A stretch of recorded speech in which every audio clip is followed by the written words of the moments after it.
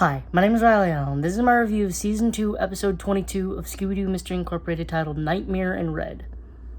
With guest appearance from everybody's favorite character, Velma Crash Out Dinkley. So Scooby wakes up in his nightmare world with the talking Nova, who's possessed by an interdimensional being. And he also sees this person, Professor Harold Karen, who is a leading hypnotist, on a book that Velma's reading. Velma is, of course, very skeptical, because everyone who they've ever caught is just a dude or dudette in a mask. So they go to Professor Karen's house, and he decides to put them under while giving a talisman to Velma because she's the most skeptical. So in the dream is the freak of Crystal Cove.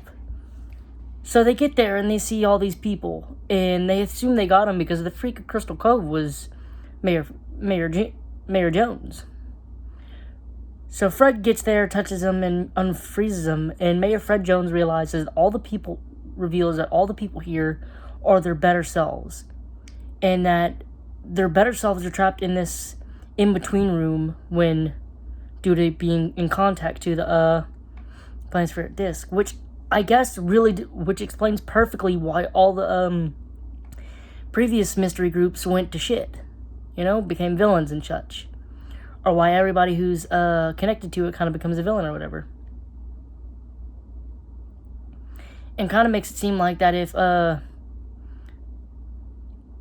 could have been the same path for the gang. Anyway, Mayor Dad reveals that he got the thing from the freak from his dreams. And just as he's about to reveal who it is, the freak attacks. And he attacks all of them while they go down basically memory lane of visiting the past mystery groups. They eventually regroup and manage to defeat him by blinding him with some statue on top of a pyramid. And it's revealed that he is one of the conquistadors. And he doesn't want to be freed because he believes he and his crew basically deserve the punishment for all the horrible things they've done. Which is like, okay, that's good. You did wrong and you feel bad about it. But Nova, the interdimensional being, reveals that if they defeat the being, they could just basically undo what has been done, I guess. And she reveals that the first group, the Mayans, basically kind of broke the curse, or were trying to, and they got a diamond called the Heart of the Jaguar on a spear, and we're going to kill the bad interdimensional demon. But the conquistadors arrived and got it and took its sarcophagus, thinking it was a treasure, which kind of started everything.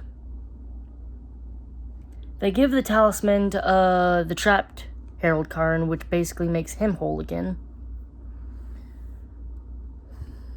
Meanwhile, the gang, is kind of worried. Like, would they even be friends if it wasn't for this curse? Which, maybe not, maybe. While Scooby says, yeah, we can worry about that later. We gotta find the Heart of the Jaguar and kill an interdimensional being. I also loved that Velma, realizing that it was actually supernatural this time, had her well-deserved crash-out moment.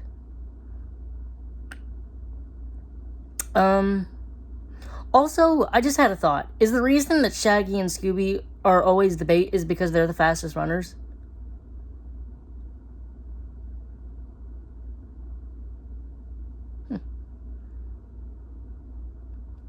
And if they are they the fastest runners because they're always the bait?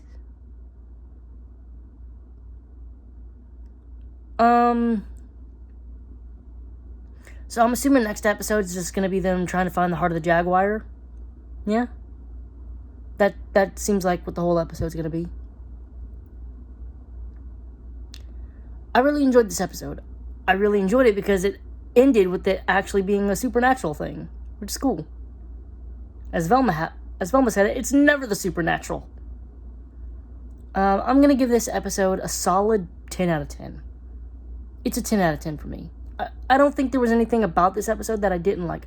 I also loved that Fred ended up having a conversation with the better part of his father, accepting that You know, though all his faults, he was still his father. You know, the only father he'll ever know, you know. I guess that was kind of hammered into him, you know, when Brad didn't even know shit about him. You know? Like, he and Judy were so bad at pretending to be Daphne and Fred that everybody was like, something's not right. So, yeah. I think that was my favorite scene. I kind of wish it was longer, though. I do kind of think that these episodes could have maybe benefited from being like 30 minutes instead of 22 minutes or whatever. But, you know, that's just being nitpicky. Or not even just 30 minutes. Like a couple extra minutes per episode would have been good. Whatever, though. I'm going to stand with my rating, though. 10 out of 10. Thanks for watching the video. Leave a like, comment, subscribe if you want, and I'll see you in the next video.